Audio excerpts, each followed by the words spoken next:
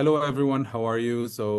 My name is Dr. 𝗦𝗵𝗲 𝗡. I will be talking to you today about Rethink, Refine, and R1 Mini, the future of minimally invasive endodontics. I'm happy to be sharing with you today and to taking this part with collaboration with Fanta Dental Materials. Let me start first talking to you a little bit, introducing myself to you. So my name is Dr. 𝗦𝗵𝗲 𝗡. I'm a senior lecturer at 𝗬𝗵𝗲 in Ulster University in the UK. I'm an endodontist and practice owner of Alpha Dental Clinics in Cairo. I'm also a European Society of Endodontology certified member. So it's a great privilege to be with you today. I'm a GDC registered dentist. I'm a 𝗬𝗵𝗲, like the Spanish Endodontic Society and Spanish Dental Society member, and I'm with the Egyptian Dental Syndicate. So let's get started. Before getting started, I just want to share with you, those are my two pictures with having while receiving my master's degree from the UK and while receiving my PhD from Spain, on the right side with the pink costume. So let's get started with our lecture. Today we'll be talking about the minimally invasive endodontics. But before we go there, we need to discuss a little bit about our cleaning and shaping purposes and the difficulties and the things we tend to face in the clinic practice. So the cleaning and shaping, is it important? Definitely, as endodontists and in general dentists, we all can agree about the importance of cleaning and shaping. The first thing, it's important because it helps us remove infected tissue and biofilms from the canal system, whether it's acute pulpitis, whether it's a necrotic case or anything. Then removing the infected tissue, cleaning the canal space, and removing the biofilm is very important. Also, it helps us reduce the intracanal microbial load significantly before the obturation, which is one of the most essential parts in endodontics, whether through cleaning and shaping, through mechanical or chemical cleaning. The most important thing is to reduce the intracanal microbial load. Also provide access to the different canal anatomy, including lateral canal, isthmuses, to be able to clean them.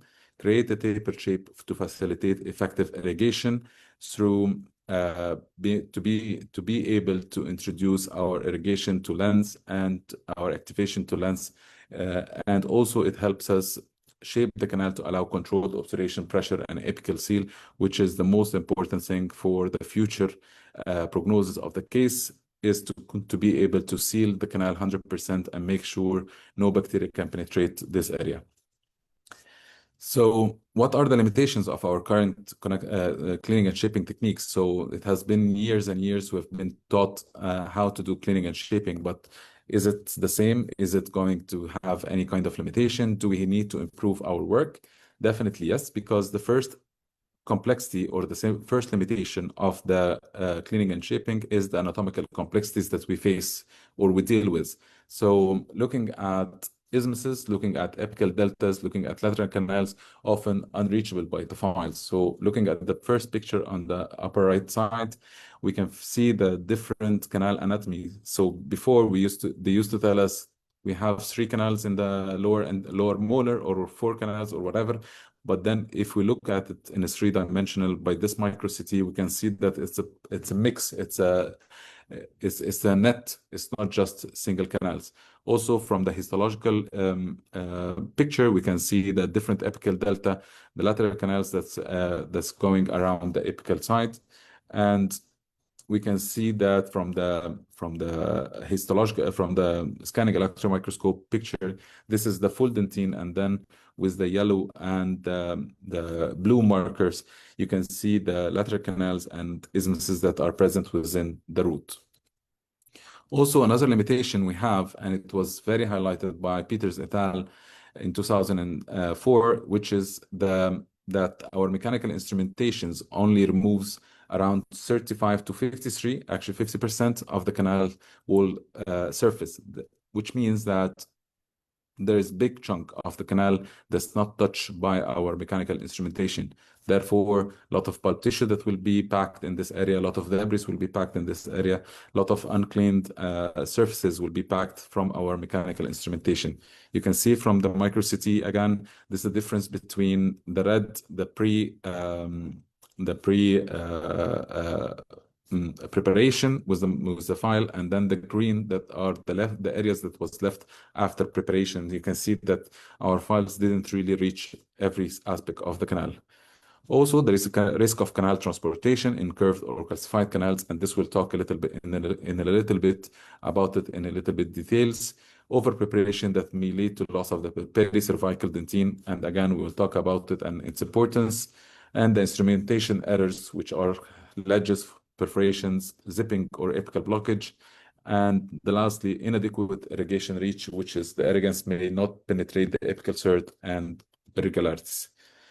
So let us take some few points of those into more detail. So the effect of our mechanical cleaning. So this study, 𝗦𝗺𝗲𝗏 in 2018, they had evaluated by micro-CT the effect of different shaping protocols or instrumentation or systems like 𝗥𝗲𝗁𝗲 𝗦𝗍𝗔 and edge file system in long and oval shaped canals. Okay, so they choose 30 long oval shaped canals, and they were matched using micro-CT to make sure that all of them have the same criteria from mandibular incisors. Also, they did evaluate the morphometric measurements of the volume, surface area, structure, model index, which we call it SMI, untouched walls, again, as Peters, as we just discussed, area, perimeter, roundness, and diameter. So they evaluated all of those things to see the effect of those cleaning protocols into cleaning such long and oval shaped canals. And their conclusion was shocking, to be honest. But again, if we look at the literature, it's a little bit similar to what we have in the literature, that neither of technique was completely capable of preparing the long oval shaped canals of mandibular incisors. So let us see the work. So those are the micro-CT studies that they have. The first group was the XP finisher, looking at the mesial view and the buccal view, and then the cross-sectional. And then if you can see the preparation of the canals, that there are different areas that wasn't prepared. So the green is pre, the red is post. So we can see, for example, at the coronal part, we can see in the XP endoshaper that the oval became a little bit rounded, but then there are a lot of green area that wasn't untouched. Again, if you look at this for the iris, for the edge file, same, you can see that still there are some green areas that wasn't touched by the files. Looking at this also highlight for us that the difference between the mesial and the buccal view, because there is a difference from the buccal view. We can see, which mostly we see over the X-ray. When we take a periapical X-ray, which is a two-dimensional X-ray, we see the buccal view or the buccolingual aspect, and then when we look at it from a different angle, like at the mesial view, we can see how things are way different in this aspect. So they concluded and said that canals presenting a more flat-like geometry or a larger buccolingual extension showed more areas of untouched walls after preparation. And this is what we were just talking about. All tested systems left a relatively high mean percentage of untouched walls. In their study, they concluded that it's between 8.17% to 9.83%, mostly when the canal shape is flat-like more. How they saw this? Because in the apical part, the flat-like shape of the canal become a little bit more rounded. So they were able to compare between the apical part and the coronal part, which is more flat shaped. Variation in canal geometry before shaping procedure have more influence on the changes that the instrumentation techniques themselves.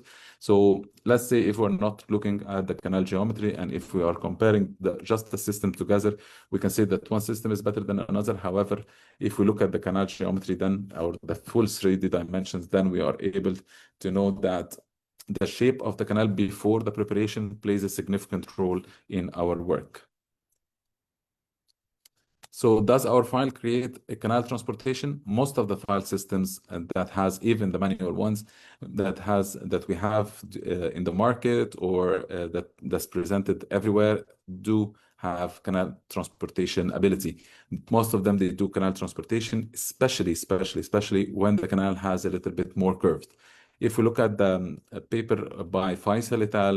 In 2021, on the lower left side of the screen, we can see that the canal before pre-instrumentation, post-instrumentation, and superimposed, that there was a difference in the superimposition of the canal apex from a little bit more coronally aspect with a higher curve to a more centered way into the apical part. This is considered canal transportation. However, in the other route, which was a little bit more straighter and it didn't have any curvatures, and then we can see that the canal mostly followed the initial root canal geometry. Also, from the upper right side, we can see from a different view, from the axial view, we can see the differences in the two systems that he used in the canals. How from the red point is the pre-instrumentation, the blue point is the post-instrumentation, how this was different in how the difference in the canal, especially in the middle third, you can see that the red point is totally different than the blue point with the first system. And why is that? This is because mostly in the canal, in the curvature starts at the middle third or something, then this is where the most canal transportation happen. Also in this study, it was shown that with this micro-CT, that you can see the green is before, the blue is, the areas that were the blue and the red is after cleaning and shaping. And you can see all the green that was still left between with all the different systems. And this indicates the canal transportation that happened within our systems. Again, last picture for this, they were trying to compare the 𝗦𝗺𝗺 and other systems, and you can see that with the apical 3 mm, 5 mm, and 7 mm, the difference between the initial canal anatomy and the final canal anatomy. And this is to conclude that most of our systems, and we will talk about the differences now, most of our systems do have canal transportation. But before we talk about the canal transportation and before we go a little bit more in details, we need to understand how to evaluate the research. So this is one study, and I promise this is only one study that's very more research-based rather than clinical-based. And this is just to open our eyes that some of the measurements or some of the techniques that we have been testing or analyzing with the canal transportation or different even systems were not up to date and were not the really gold standard that shows everything in a correct way. So 𝗏𝗏 et al. Reviewed 74 studies, which is it's a systematic review, which is the highest hierarchy of evidence in the research to review and evaluate the root canal transportation assessment methods. So they are just evaluating the methods that we are using to evaluate the canal transportation, and concluded that inaccurate or inconsistent methods have historically clouded comparison of instrument performance. So they included that lot of different methods that was published before in the literature that wasn't 100% correct in evaluating the canal transportation, and therefore leading for us to believe stuff that wasn't really 100% true. So they concluded that the first most important thing in evaluation of canal transportation is the center point, and this is the distance. So this is the center point. This is one of the most important things to evaluate the canal centering ability and to evaluate the method of to evaluate the canal transportation. Micro-CT studies are most essential tools and most accurate tools to evaluate this. Reporting transportation by canal thirds, which we usually do, to be honest, apical, middle, and coronal thirds, conceals some critical local variations. So sometimes when we set 3 different points, we just disregard the whole middle parts. And sometimes we can see a lot of differences in this middle part. So they try to say that, when looking at research, try to find research that's talking about the whole canal, not just as 3 points.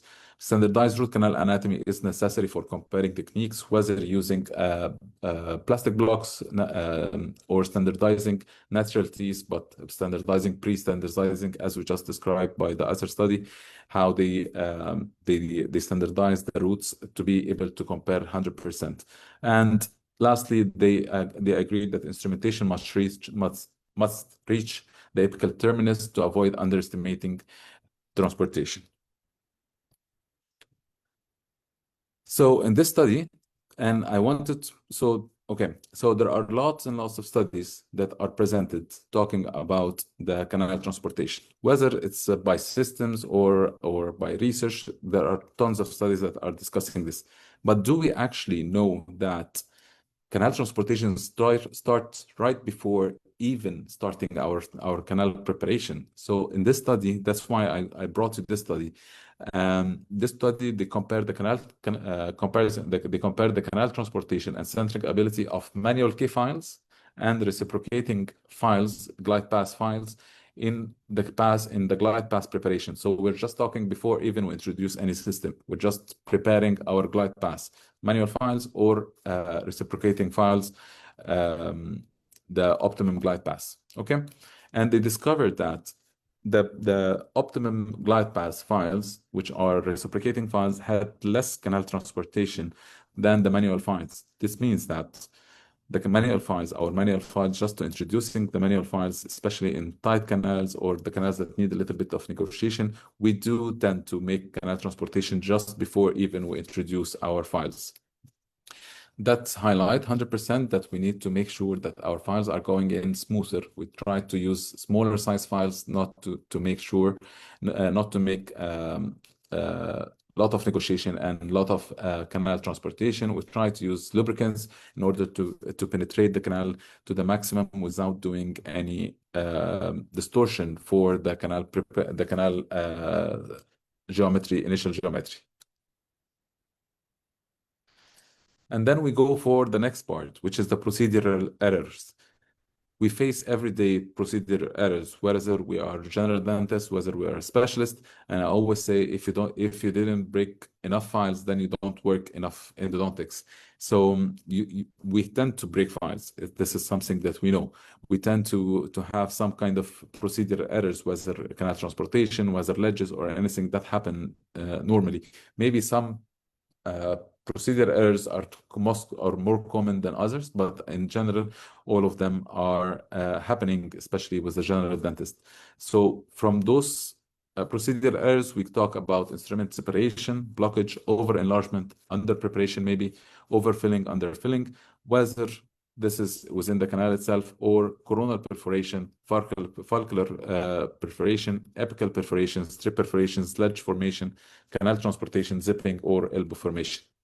So how much, or like how often, do we face procedural errors? This paper by 𝗦𝗺𝗻 et al., they tried to look at the frequency of and the type of different errors and the most frequently treated tools that has errors and the procedural errors that happen in them. So they evaluated 1,748 root canal treated teeth. They were assessed, and they concluded that 32.8%, which is, to be honest, a very shocking conclusion, they had contained procedural errors. Looking at the different procedural errors, so they had 67%, which was normal without errors, and then the rest of the 32.8%, they had overfilling in 22.7%, underfilling 8.9%, instrument separation in 0.9%, which is 1% in out of this number is a big number, and then apical transportation 0.4%. The most frequent tooth that has the error, which was the permanent mandibular first molar, especially the mesiobuccal canals, and followed by the permanent first molar, maxillary first molar, which always goes with missed canals or canal transportation, especially in the mesial canals. So you can see the percentages: 34.5% of the teeth that had errors were first molars, lower first molars, and 18% were upper first molars. And this tell us to take more caution while starting to work in those teeth, because they are more tricky, they have more difficulties, and needs more attention from us to work in. And then we go for the dentinal microcracks. Do our files create microcracks? So we can see in this picture the different microcracks looking with the arrow, with the white arrow. You can see the different obturation techniques, whether it's a lateral condensation on the lower right side, or the worm vertical compaction with the upper side. And we can see clearly the different crack lines that happened here. But looking at the literature, we can see that by this study, they evaluated that the dentinal microcracks using different 𝗦𝗊 rotary instruments, and comparing them to hand files and self-adjusting file, which was a file that was famous a little bit like 10 years ago, and then it became less famous, but still it's in the literature because it was a different technique of files and a totally different idea. Therefore, still it's present in the literature. So they concluded that all rotary files created microcracks in the root dentine. We can see them in the picture that's added with the black arrow.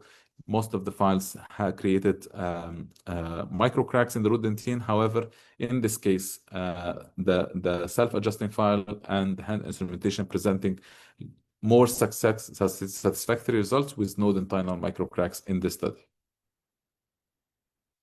Also, another study which was comparing the incidence of dentinal defects after root canal preparation with continuous rotation or reciprocation instruments.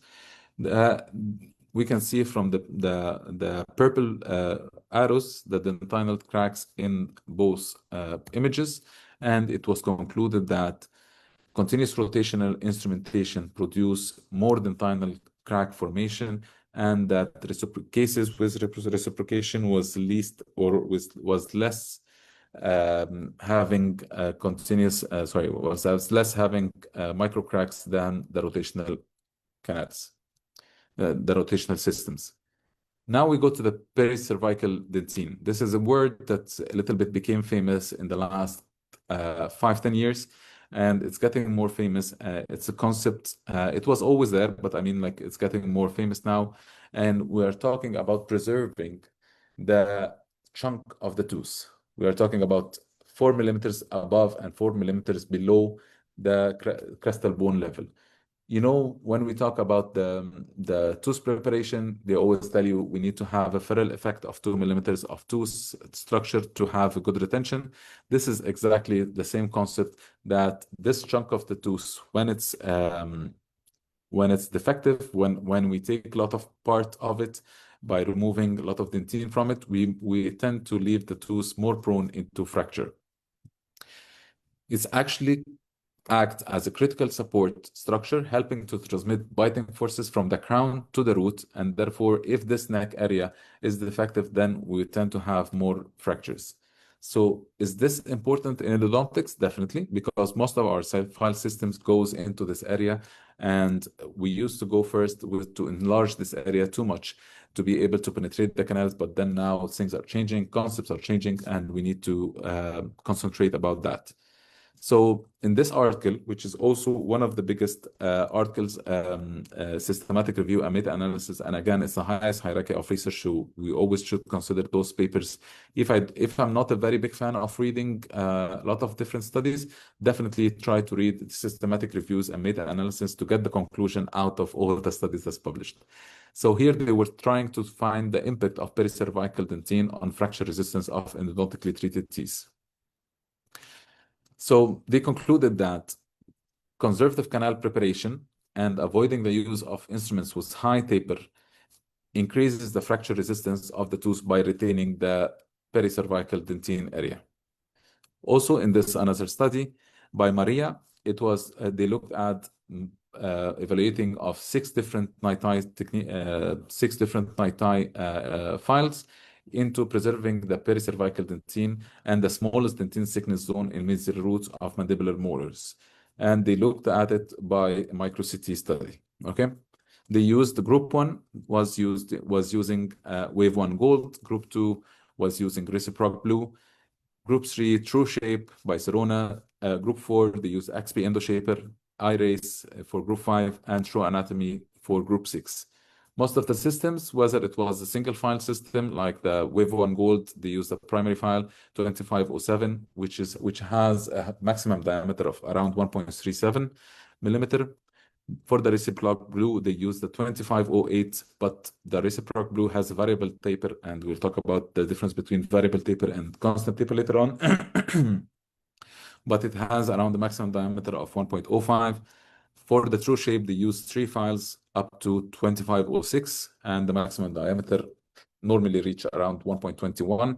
For the XP endo shaper, they use the shaper and the finisher, which is a file, it's a small file, but then tends to increase the size around 0.94. iRace, they use the 2 files up to 2504%, and the 3 files for the true anatomy, they use them up to 2604%.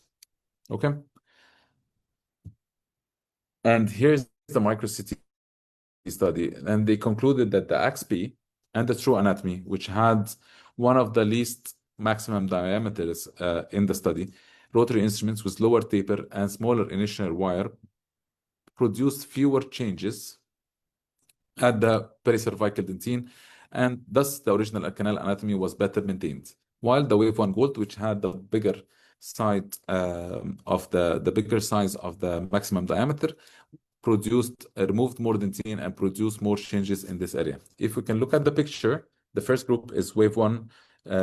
We can see the difference between, especially in the cervical area, which we tend to concentrate more now as we are talking about the pericervical dentine. We can see the difference in the initial canal anatomy, the first row, and then when it was prepared by the 𝗦1 or by the true shape or by the different systems that are presented, you can see the different, even noticeably by the eye, how bigger was the 𝗦1, how more dentine was cut in this area. All of those problems and all of those incidents and all of those procedural errors and everything takes us to a newly formed technique, which is the minimally invasive endodontics.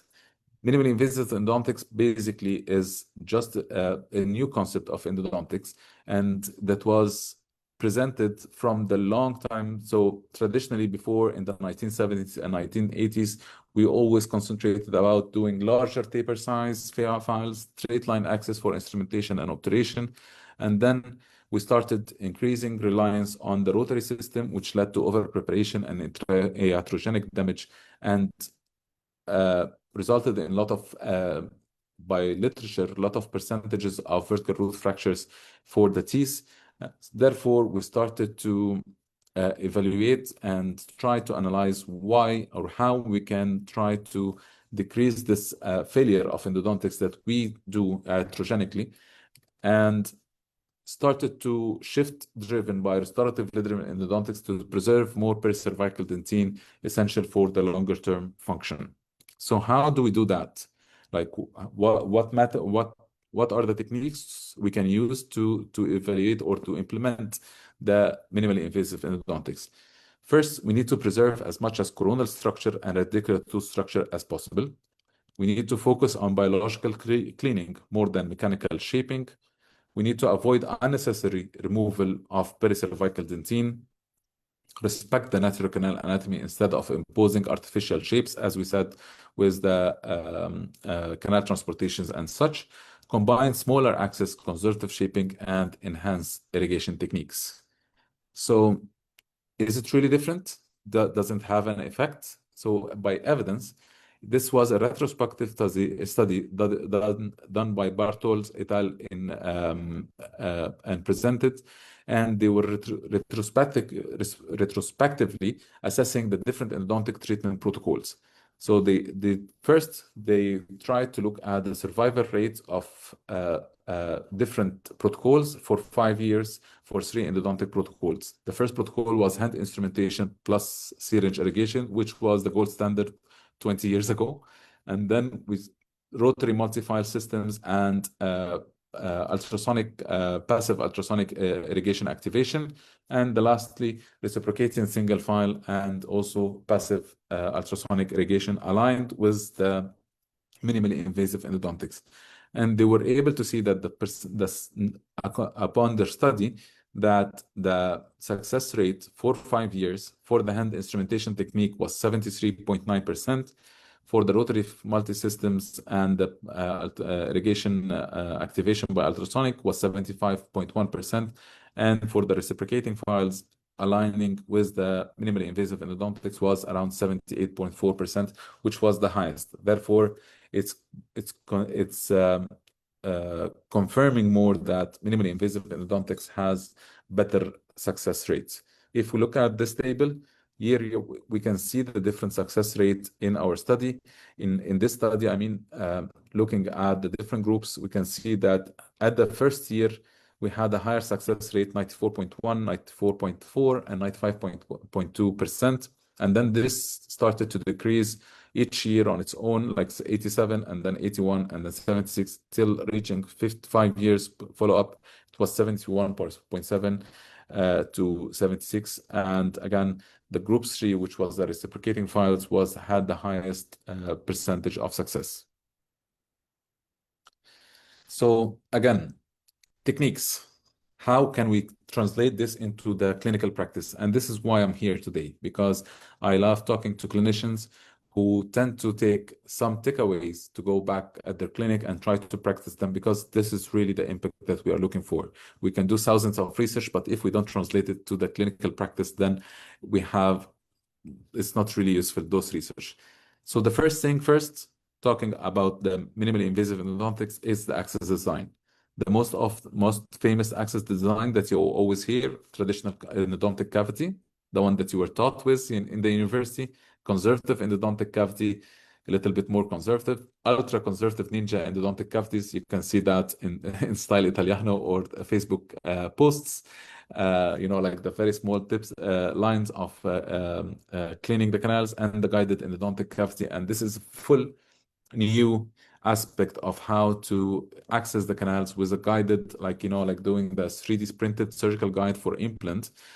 Actually, we do 3D surgical guide for root canal treatment to guide us exactly to open the canal, or to open the pulp chamber to just reach the canals into the right angulation and everything as we wanted.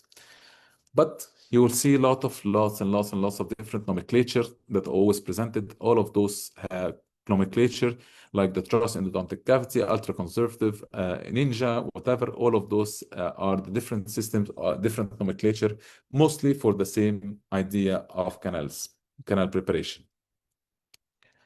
So does the access design affect the preparation, affect the canal instrumentation, affect anything, affect the tooth structure? So this study by Wang et al. In 2021, they compared the traditional endodontic cavity, the conservative endodontic cavity, and the guided endodontic cavity.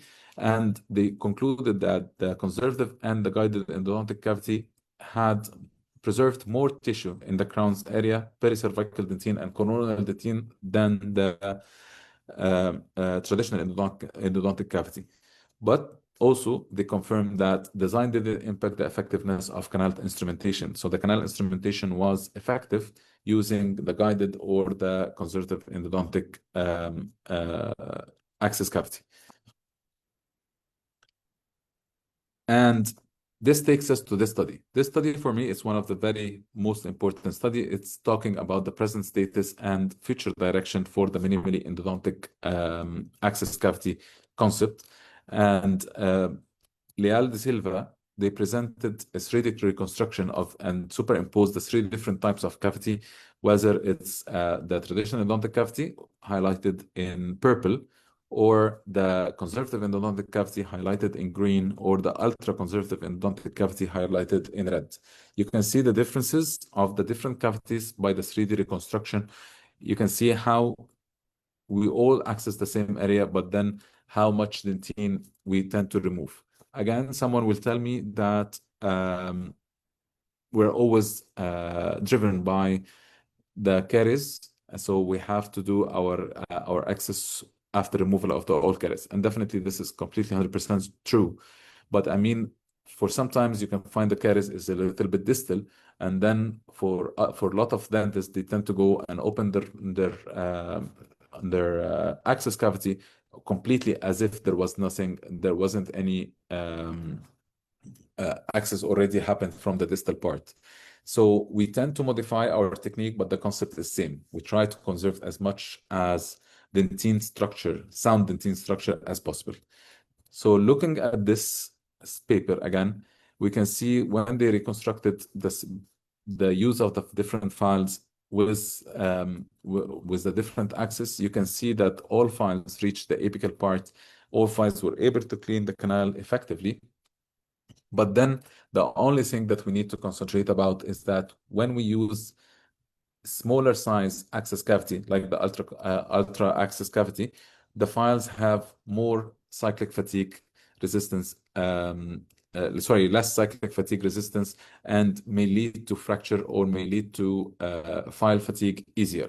Because as you can see on the picture on the lower left side, with the straight line axis, the file was going in straight. However, with the ultra axis, the file is having more curvatures trying to reach this.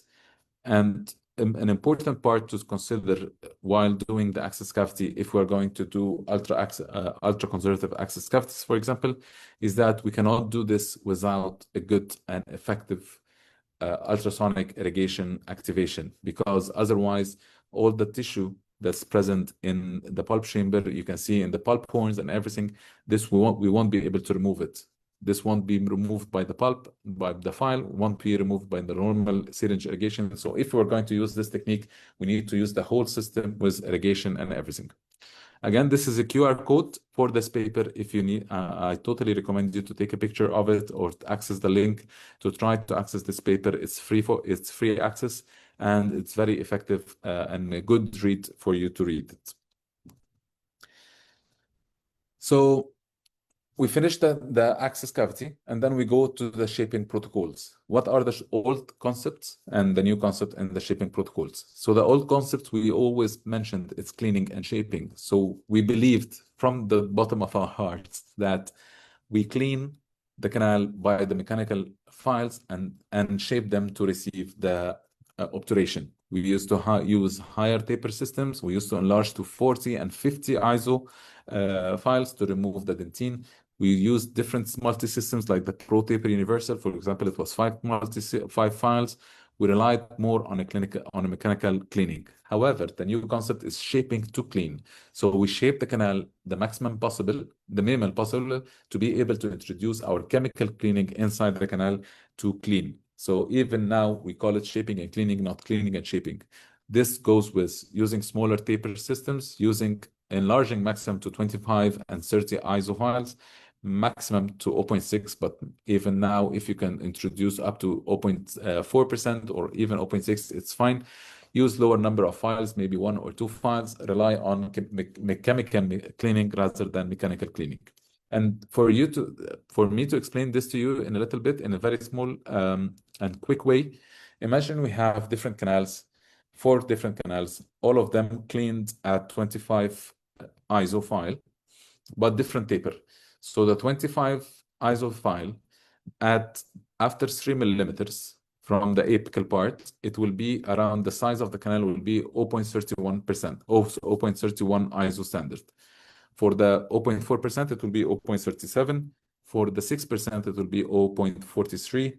For the 8%, it will be 0.49. But then we use irrigation needles, right? What are the sizes of our needles that we are using? If we look at the sizes and the color coded, that's usually is the same. We see that the orange color code irrigation needles, whether it's double vent or single vent or whichever technique it is, normally it's between 25 gauge, and this has a diameter of 0.5 millimeter, which is more or less similar to 50 ISO standard. So the tip of the orange file, of the orange needle is 50. So imagine looking at the old picture, the left picture, okay?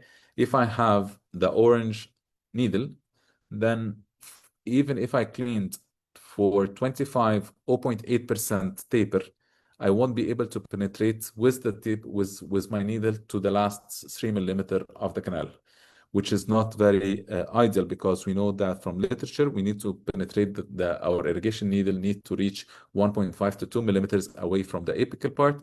So I need to be present in this area. So looking at the gray one usually is 27 gauge. It's around 40 millimeter or 40 ISO standard, and the yellow ones are 30 gauge and it's around 30 ISO standard. So mostly I use the 30 gauge or the gray one or the 40, but then if I'm using the 30 gauge, then I can penetrate. If I'm prepared the canal to 2504, I'm able to penetrate my irrigation needle to up to 1.5 millimeter from the canal, and this is the ideal situation. So 2504 is the minimal possible of cleaning, I would say, to be able to penetrate our irrigation needle to the full length, or not the full length, the full length minus 1.5 millimeter to be able to clean. So therefore, as we were talking about the new concept, we shape the canal to 2504 or 2506 to be able to penetrate our irrigation to this area and rely more on the chemical cleaning rather than the mechanical cleaning. And then after the access, after the shaping, we go to the importance in the file selection. We have, if we talk about the files, we can go for days talking about the different files and the different systems, but I wanted to highlight 5 different aspects in the file system that's very important for us to consider while using the file. First of all is the alloy. Second, cross-section, taper, motion of whether it's reciprocation or rotational, and the number of files used. Regarding the alloy, I know it's always for a general dentist and for a general endodontics who just love to practice endo. It's very hectic and it's very confusing talking about the alloy. But I just wanted to explain it to you in a very quick way. We have 3 phases in the alloy itself for the 𝗦𝗊𝗏 alloy. We have the austenitic phase, martensitic phase, and the R phase or pre-martensitic phase. This is different phases of the 𝗦𝗊𝗏 alloy. When we go for heat treating or cooling to the alloy itself, it goes from this to that and back. So the austenitic phase is more stiff, so it's stiffer. It goes back and to the original size. It's super elastic, but then it has more cutting efficiency, more cutting stress, but then less flexibility. The martensitic phase, it's very flexible and ductile, not super elastic, adapts to the canal shape, minimize the risk of canal transportation, but then the cutting efficiency is less. And then the R phase is a big spectrum between both phases, which most of the systems try to find the best balance between the austenitic phase and martensitic phase. This is a small video. I just want you to look at it. It explains it in a good way. The austenitic phase, it's flexible, but then it goes back. It's not elastic. It goes back to its original shape. When we apply cooling to it, it goes to the martensitic phase and stays there into the martensitic phase. If we start applying heat, now, yes, it goes back to the austenitic phase again, to its original phase. So those are the different types of alloys, or the different concepts of alloys that each company and each rotary system, they try to find the best balance between having the cutting efficiency of the austenitic phase, but then the flexibility and easiness of martensitic phase. Different alloys were presented into the literature and into the market. Conventional 𝗦𝗊𝗏, it was mostly in the back, like 5-10 years ago. It was mostly austenitic phase. It was less flexible, lower cyclic fatigue resistance. And then we started to see in the market the M wire, T wire, C wire, different wires that was produced by companies, mostly R phase plus some martensite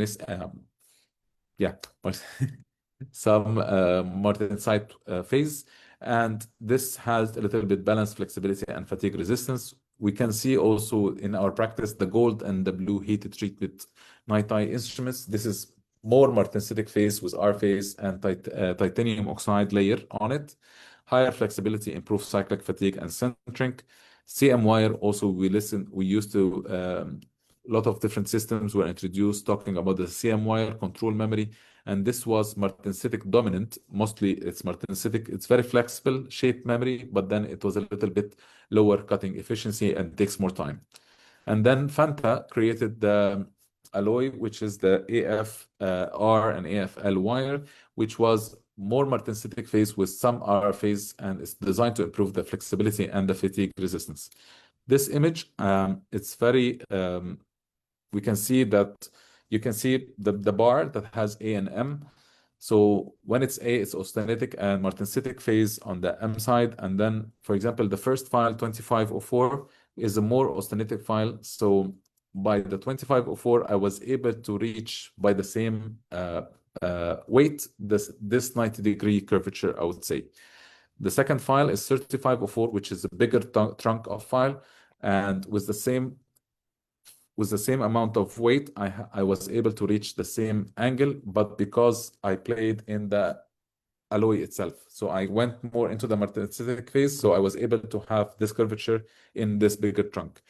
And then the last one, the 6004, if I got the same file, the same primary file with the same austenitic phase, I wouldn't be able to receive this 90-degree curvature unless I change the martensitic phase up to this level. And then we go for the cross section. So a lot of cross sections were introduced into the literature, talking about circular, talking about a pyramidal, parallel with S shape and such. And those are determines the original stiffness of the 𝗦𝗊 endodontic instrument. So looking at those two pictures, which one do you think it will be more fracture resistant? Those are different but similar cross section, but then the trunk of the file is a little bit different. The trunk of the file has more area of metal inside, which adds to its more fracture resistance, but then it has less areas of debris removal, which add more pressure. So it's again, as we just said in the alloy, it's a balance to try to find the best cross section.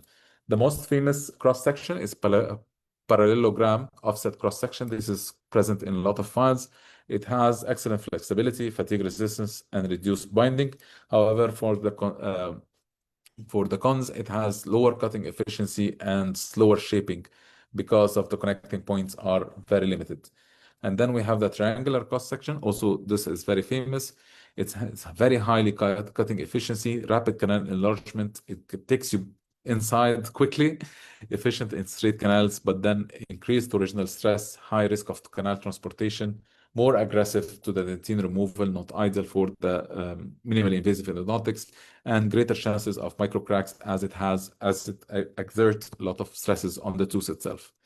Then we have the S shape, or they call it the double S shape cross section. It's excellent cutting efficiency, good debris removal because it has wide areas to remove between the flutes, low core mass, which increase the flexibility, but then it's all one part, which had better centering and especially in reciprocating.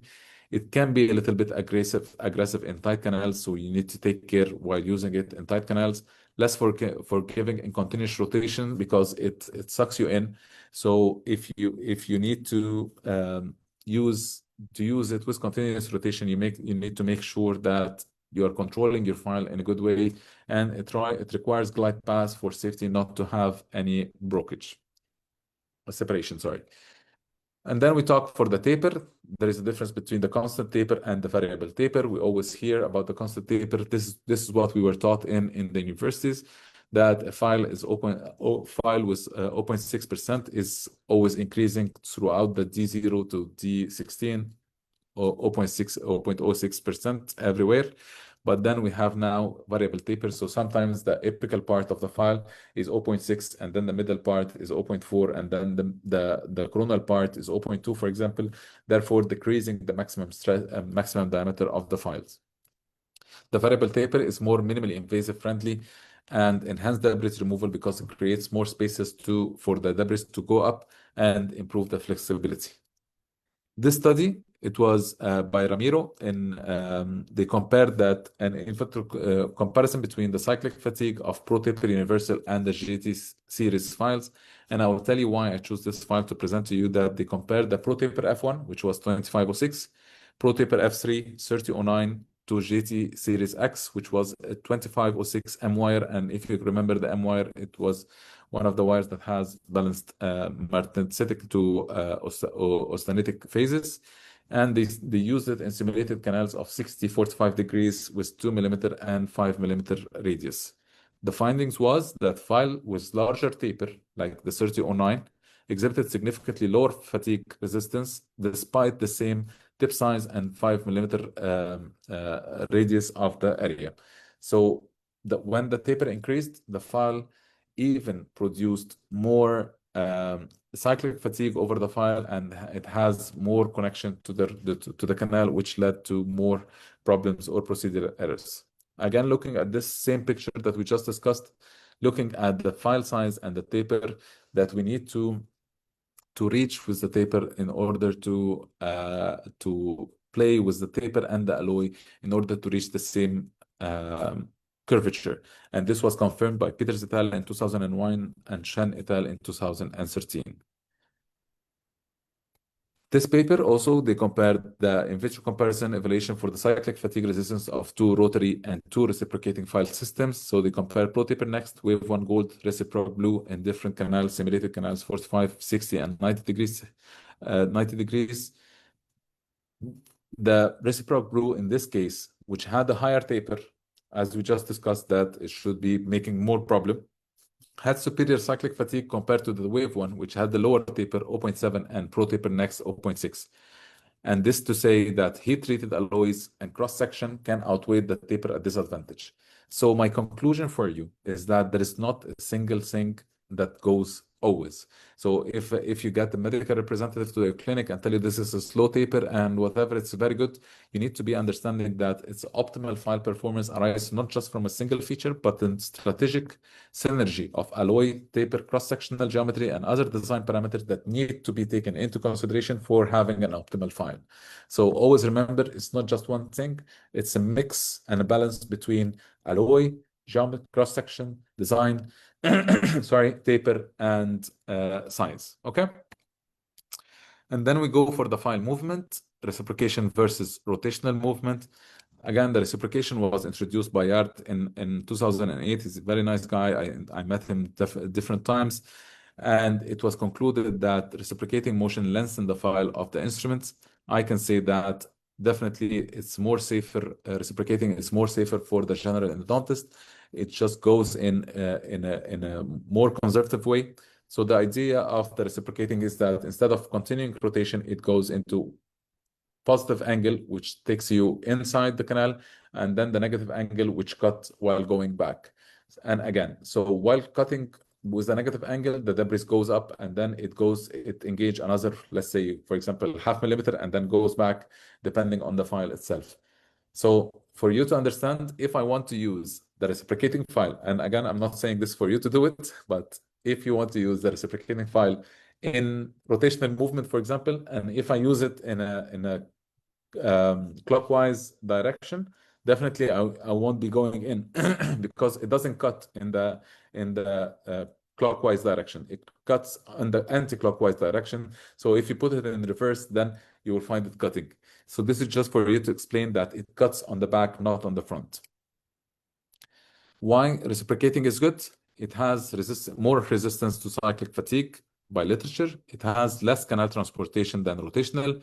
Debris extrusion because it goes back and create weight for the debris to go up, and less dentine defects and cracks as we see from the different papers.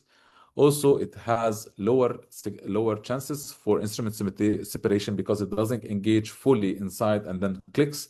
It just goes one front, one back, one front, one back, and that's it. So it's easier. So it's 2 to 3 times longer lifespan. Centric ability in curved canals, it's better. Screwing effect is reduced 100% because it doesn't go in, so you are more in control for the file. And then it's a single file option. You can use it as a single file because it digs its way inside the canal. It preserves the pericervical dentine. So because most of those systems use smaller taper, which minimize the dentine removal. It respects the canal anatomy, as we said. It maintains better canal centering, especially in curved or calcified canals. It reduces the need for straight line access. because again, it goes step by step. So I don't have to remove too much dentine. Less dentinal micro cracks, as we discussed. Minimalized cyclic fatigue and file separation significantly. The reciprocal significantly extend the instrument lifespan, allowing fewer life files to be used per tooth. And this, depending on your country, whether your country dictates that it's a single-use files or multi-use file, that you can use the file multi-usage after the autoclaving. But then, in all cases, it's if you use it even as a single file, you are more comfortable that it's more resistant to cyclic fatigue and file separation. Ideal for conservative, you can use it for retreatment as it goes inside the canal and engage the 𝗥𝗢𝗁 and remove it. So you can use it as a reciprocating file to navigate the tight canals or in the retreatment cases. And then we go to the irrigation. So irrigation, the minimally invasive endodontics rely greatly on the irrigation and on the chemical cleaning. We can see from this study that preoperative and post-instrumentation and post-irrigation is that instrumentation alone leaves lots and lots and lots of debris and lots of untouched walls, lots of pulp tissue still inside the canal, whether in the isthmuses, whether in the different techniques. And we can see the effect of different irrigation activation techniques that produced significant removal of those debris. So why the activation? Irrigation improved bacterial elimination and healing. By Gregorio in Italy in 2012 found that ultrasonic activation reduced the 𝗦𝗍𝗂𝗏 bacteria, which is the most common bacteria in the root canal system, up to 89% compared to 60% with the syringe alone. Irrigation activation increased success rates of endodontic therapy. So 𝗥-𝗢𝗏 et al. In the UK, they did a very good systematic review study, showed that success rate increased from 83% to 93% when irrigation activation was used. Debris and smear layer removal is significantly enhanced in apical third with activation. So showed that doubled the efficacy, that the passive ultrasonic irrigation activation doubled the efficacy of sodium hypochlorite in removing the debris apically, and that syringe alone is not enough, especially in cases like lateral canals, isthmuses, C-shaped canals, and such. You can see in this spectrum of different canals. So when the tools become, as we said at the beginning, the geometry and the initial case, when the tools become more challenging, our techniques of the normal mechanical irrigation and mechanical cleaning decrease its effect. We can see at the very first, very typical canal straight line axis, our canals were a little bit, our systems were a little bit defective. But then if we can see on the right side, if it has isthmuses, if it has connections, how much the green area was left untreated and uncleaned by our normal files. This was a study looking at killing the bacteria colonized in the dentinal tubules, which was done by confocal laser scanning electron microscope. So just to be quick, not to be taking too much time from you guys, the negative control, which has no bacteria, is the red, and the positive control is the green. We can see that first group is the syringe normal irrigation, and then we have EDI, we have XP endo, and then we have PIPS, which is the PIPS, the laser endodontic activation techniques. And then we can see that XP endo had the greatest bacterial reduction compared with the other three techniques. However, the PIPS had the greatest bacteria killing efficacy at 150 micrometer depths in all the three root segments. You can compare between, and we can see that irrigation alone without any kind of activation leaves lots of unkilled bacteria inside the canal. Also, this another study to highlight also the importance of the irrigation activation, that you can see before the preparation, after the preparation, and after the irrigation, is that after the irrigation, especially with the passive ultrasonic irrigation and the XP finisher, there was significant effect between after the irrigation and the pre-irrigation, and that the XP and the PUI had significantly lower levels of AHCD compared with conventional irrigation and the modified SAF system. Lastly, this study was done by our group in the university. So this was one of my students. They did a micro-CT study in the UK comparing group A was no treatment, just 𝗥𝗡𝗍𝗄𝗏, and then group B, 𝗥𝗡𝗍𝗄𝗏 with 𝗥𝗡-finisher as an irrigation method activation. Group C, ultrasonic activation with the 𝗬𝗎safe ultrasonic tip together again with the 𝗥𝗡𝗍𝗄𝗏, and then group D, 𝗥𝗡𝗍𝗄𝗏 and intracanal heating techniques of sodium hypochlorite with system B activation. And we concluded that activation with ultrasonic and heat resulted in significantly higher percentage of radio-opaque material removal compared when using to 𝗥𝗡𝗍𝗄𝗏 alone. So again, comparing just the mechanical to the cleaning with ultrasonic or heat was way effective, and that the passive ultrasonic irrigation shows significantly higher radio-opaque material removal than the 𝗥𝗡-finisher, and that's why still the PUI is still the gold standard for the activation of irrigation. Different techniques were introduced like manual agitation, GP cone, simple, no cost, but that's time consuming because you have to go in and out like more than 30 times to have a good effect. Sonic irrigation, low frequency auscultation, but then it's effective, cost effective, and very safe. Passive ultrasonic irrigation, we use the ultrasonic irrigation tip, is still the gold standard and best effectiveness from the whole literature. And then we have the laser, which is the laser-induced shock waves, strong action, significantly new. So just as a clinical tip, always activate the sodium hypochlorite. Use warmed sodium hypochlorite between 45 and 60 degrees Celsius. Use chelating agents at the start and as a gel form while doing the manual filing, but then use the liquid form of the 17% ADTA as to remove the smear layer, and verify tip placement to avoid extrusion. I always follow this protocol in my final irrigation. So I irrigate with sodium hypochlorite throughout the whole system, the whole cleaning. I activate with the and sonic device, rinse with ADTA at the very end. I leave the ADTA for maximum 20 seconds. I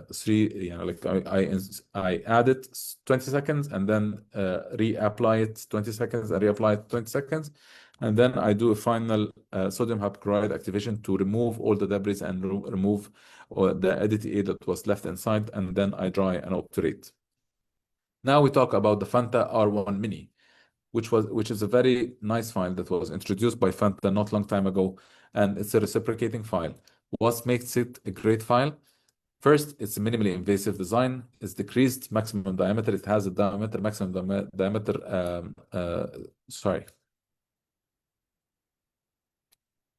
It has a small maximum diameter, which decreases the PCDA, the removal of predentine. It has two different files. It has cross-section, S-shaped cross-section, and it has the non-cutting tip. So the S cross-section, we agreed from before that it's very good into excellent cutting efficiency and debris removal due to open flutes. Low core mass, which increase the high flexibility, but then better centering, especially in the reciprocation movement. It has an inactive tip, which prevent ledging or the original failure and fracture. And it's in the reciprocation motion, and the maximum diameter, the low maximum diameter, it preserves pericervical dentine, respect of canal anatomy, less than tiny micro cracks, and minimize cyclic fatigue and file separation. The R1 Mini alloy.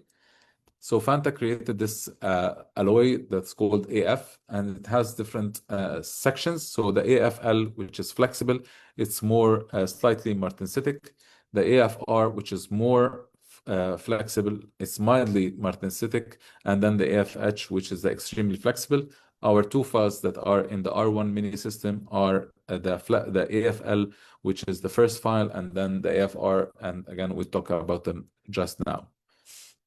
The R1 Mini consists of three different files. The canal opener, which is used as a 19.05% with a minimal decrease of maximum diameter. This is used in a rotational movement. It has an increased number of flutes to enhance the cutting ability of the file. The size and taper respects the dentine preservation, as it has a very small maximum diameter, and also it has a variable taper, which makes it better for the dentine preservation. The second file is the pass file. This is in the reciprocation motion. It's a 1704%. It's a pass file, size and taper ideal for confirming canal pass. Actually, it's a very nice file, variable taper, and it has the AF alloy, as we just discussed, to be flexible, but then proper for torsional resistance. And then the last file, this is the final file, which is 2506. But again, because it's a variable taper, we have the maximum diameter of 1 millimeter.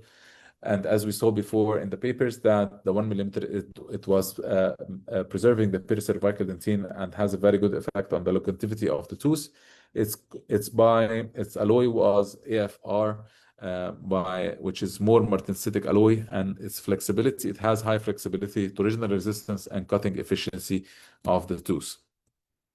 So I wanted to talk to you about the clinical practice. I wanted to show you cases for the clinical practice, but before that, I thought to show you a case that's just done for an extracted tooth. I'm not doing it for 100%, to present an Oscar with, but again, just to show you the different steps of the file.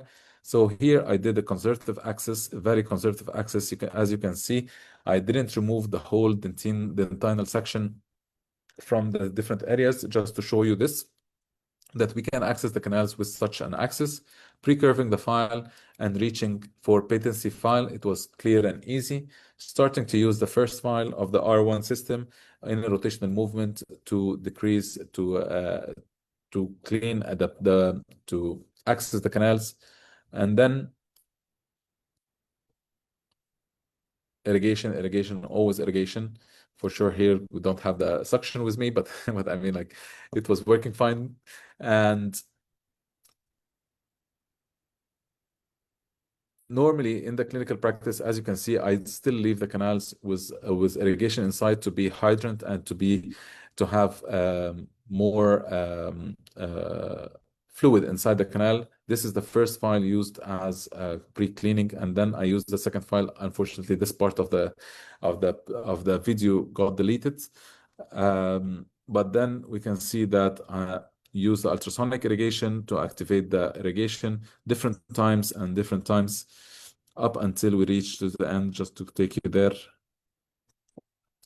we can see the cleaning ability after this, that the canals are clean, 100%, no pulp tissue, nothing.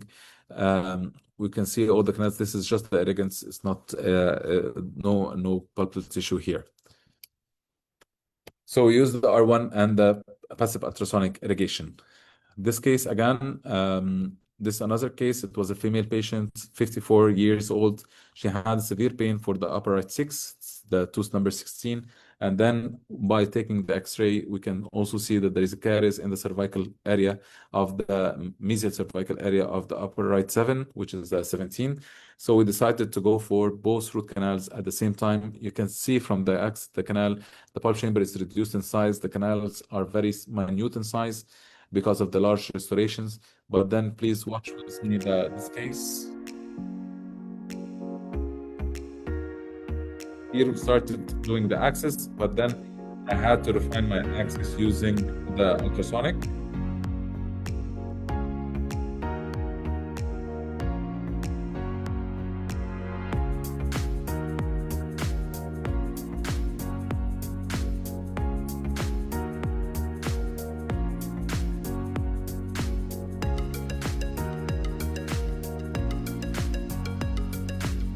Here I started using the canal opener for the first file as a rotational motion, accessing the canals.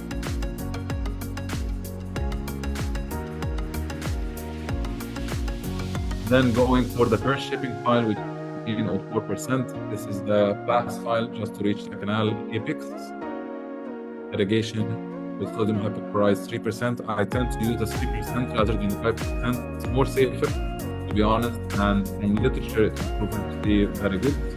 Again, the final shaping file 2506. You can see the file don't do brushing motion, it just goes up and down.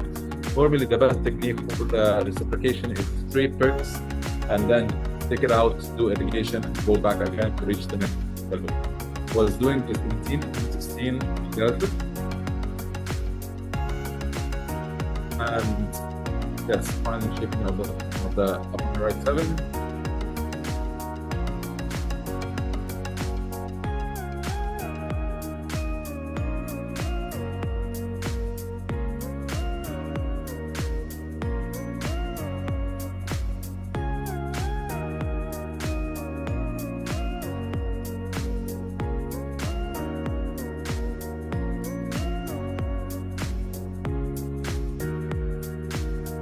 Here I use the ultrasonic activation to activate the arrogant. You can see how the canal, the pulp chamber becomes turbine from just the debris that's going out. I do this at least 2-3 times. With the master cone, you can see the X-ray in the upper right side of the screen. You can see the master cone reach to the apex perfectly. After cleaning, I use bioceramic sealer with a single cone technique. I inject my bioceramic sealer into the canals.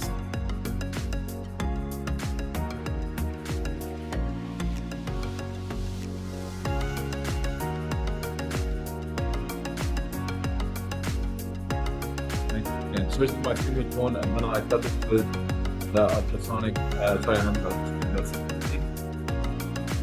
condensive heat to the thermal part and finalize it. Same goes for all the canals. Sorry, just not to take long time from you. Doing the whole canals with system beam. You can see here the post irrigation, post obturation. You can see the canals or posted.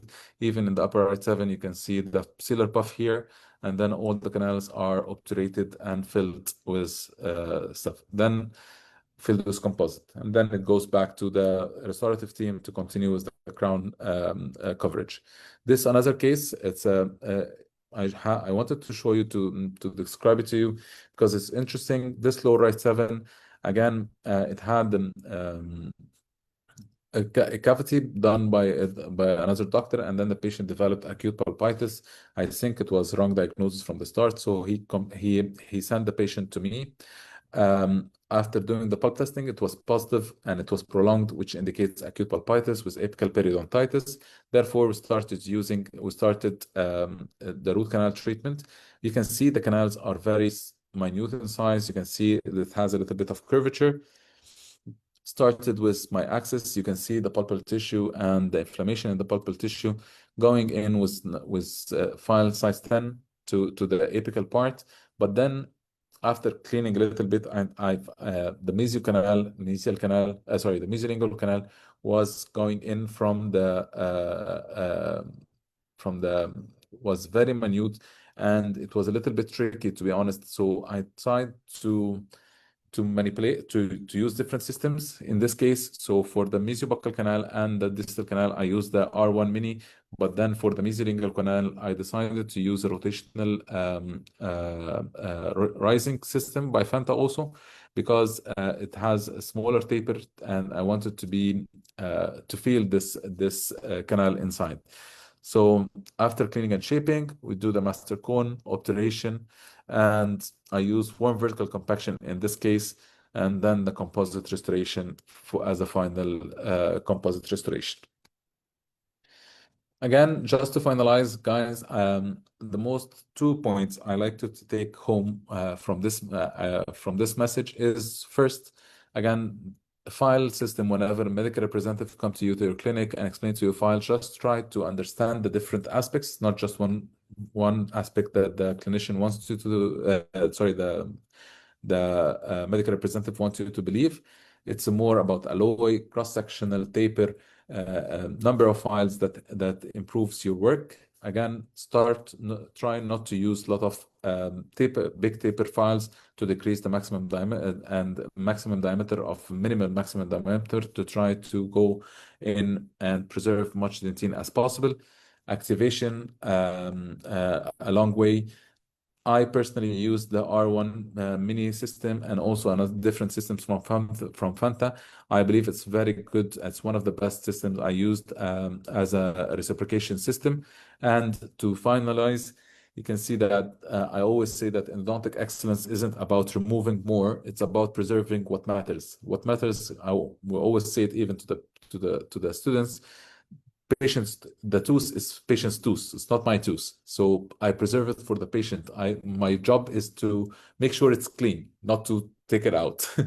So minimally invasive endodontic is a mindset, not just a method. As I said, nothing is set in stone. If you have an access cavity that's guided by the caries, then I need to clean the caries. But then I always think about the minimally invasive endodontics as a whole, a mindset, not just techniques that I need to follow. Thank you very much, and I was happy. I'm very happy actually to be with you today, to be discussing this with you. I hope if you have any messages, please leave them in the live. And this is my QR code. If you scan it, you will be able to reach my contacts. Please don't hesitate to contact me through Instagram, through email, if you have any questions. Thank you very much, and hope it was useful. Thank you.